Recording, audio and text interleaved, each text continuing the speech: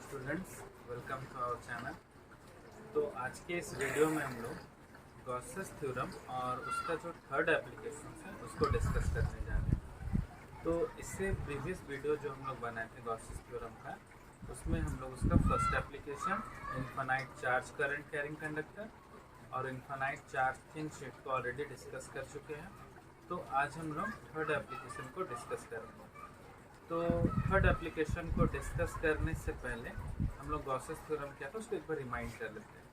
Gauss's theorem का statement क्या कहता था कि किसी भी क्लोज्ड सरफेस से अगर इलेक्ट्रिक फील्ड लाइन पास करता है तो उसका जो इलेक्ट्रिक फ्लक्स होगा वो 1/ε0 टाइम्स होगा टोटल चार्ज। इसको समझने के लिए हम लोग एक डायग्राम ड्रॉ करते हैं कि मान लेते हैं कि किसी पॉइंट पर एक पॉजिटिव चार्ज है, तो ये अपने अराउंड में क्या बना दिया, एक क्लोज्ड सरफेस है। ये बन गया एक क्लोज्ड सरफेस और यहाँ से हम ये शो कर रहे हैं कि ये पॉजिटिवली चार्ज है, मतलब इसके अराउंड में क्या है, इलेक्ट्रिक फील्ड। हम मान लेते हैं कि एक स्मॉल पोर्शन जो ds ये हो गया हमारा एरिया वेक्टर है।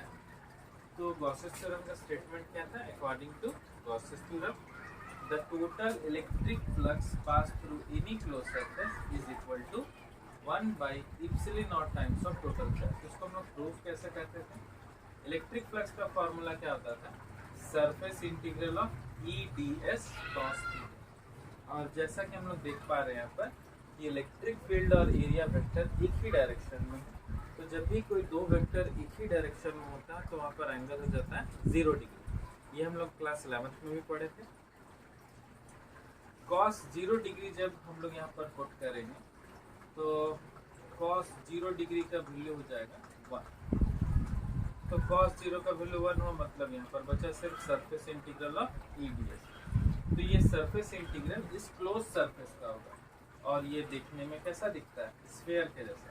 हम इलेक्ट्रिक फील्ड बाहर किए और सरफेस इंटीग्रल निकाले ds का, और ds यहाँ पर जब सरफेस एरिया है तो सरफेस एरिया क्या होगा? स्फीयर का।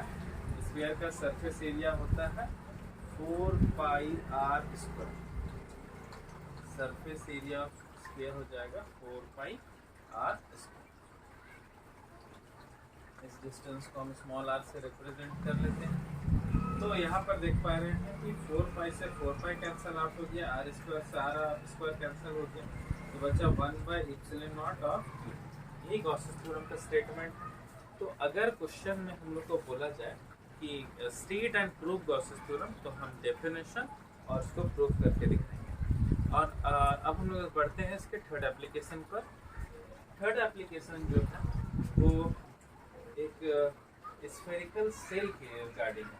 जैसे कि फर्स्ट एप्लीकेशन जो था वो था चार्ज्ड करंट कैरिंग कंडक्टर के लिए, सेकेंड एप्लीकेशन जो था वो था infinite plane charge thin sheet के लिए, और थर्ड वाला जो है वो है स्फेरिकल सेल के लिए। तो स्फेरिकल सेल में हम लोग इसमें 3 केस पढ़ेंगे, एक outside the spherical shell, inside the spherical shell और ऑन द स्फेरिकल सेल। तो हम लोग फर्स्ट केस से स्टार्ट करते हैं, आउटसाइड द स्फेरिकल सेल। ठीक है, तो आउटसाइड द स्फेरिकल सेल में हम लोग हेडिंग बनाएंगे electric field intensity outside the spherical shell. तो मान लेते हैं कि एक स्फीयर है जो कि पॉजिटिवली चार्ज है और इसका रेडिएशन कैपिटल R से रिप्रेजेंट कर रहे हैं। इसके आउटसाइड में इलेक्ट्रिक फील्ड इंटेंसिटी कितना हो, तो जबकि ये पॉजिटिव चार्ज है तो इसके सराउंडिंग आउटसाइड रीजन पर इलेक्ट्रिक फील्ड जनरेट होती है। और ये हम लोग यहाँ पर एक कंसीडर किए कि स्मॉल एरिया। जब एक स्मॉल एरिया कंसीडर कर रहे हैं तो उसको हम क्या से दिखा रहे हैं? ds वेक्टर से। अब ये सेंटर से इस एरिया वेक्टर का जो डिस्टेंस है उसको हम स्मॉल r से रिप्रेजेंट करते हैं। तो यहाँ पर भी जब इलेक्ट्रिक फील्ड और एरिया वेक्टर सेम डायरेक्शन में, तो थीटा का वैल्यू क्या हो जाएगा? 0 डिग्री। गॉसेस थ्योरम के हिसाब से total electric flux passing through any close surface is equal to 1/ε0 times of total charge. ये सरफेस इंटीग्रल निकालेंगे ds का, तो देखेंगे कि ds तो यहाँ पर है, तो हम ये डिस्टेंस को स्मॉल r लिखेंगे, कैपिटल R नहीं लिखेंगे क्योंकि कैपिटल R तो यहीं तक का है, स्मॉल r से रिप्रेजेंट करेंगे। तो सरफेस एरिया जो स्फीयर का वो कितना होता है? 4πr²। यहाँ से हम लोग इसका इलेक्ट्रिक फील्ड का वैल्यू निकालेंगे, तो ये क्रॉस मल्टीप्लीकेशन कर दिए तो 1/4πε0 into Q by R square. तो ये हमारा रिजल्टेंट एक्सप्रेशन हो गया क्लोज्ड सरफेस जो आउटसाइड के लिए था। सो सेकेंड हम लोग निकालेंगे ऑन द स्फेरिकल सरफेस।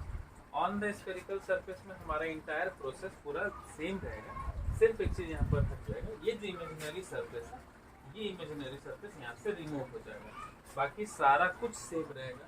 जहाँ हम स्मॉल आर लिखे थे वहाँ पर कैपिटल आर आ जाएगा। क्लियर है? थर्ड वाला जो एप्लीकेशन है इनसाइड द स्फेरिकल से, तो एक चीज याद रहना चाहिए यहाँ पर कि किसी भी होलो स्फीयर में चार्ज नहीं होता, किसी भी होलो स्फीयर में उसके अंदर चार्ज 0 होता है। ठीक है? तो अगर क्वेश्चन में आता है कि state and pro Gauss's theorem और एप्लीकेशन को डिराइव करने के लिए, तो इतना हम लोग को बना कर इसको नोट डाउन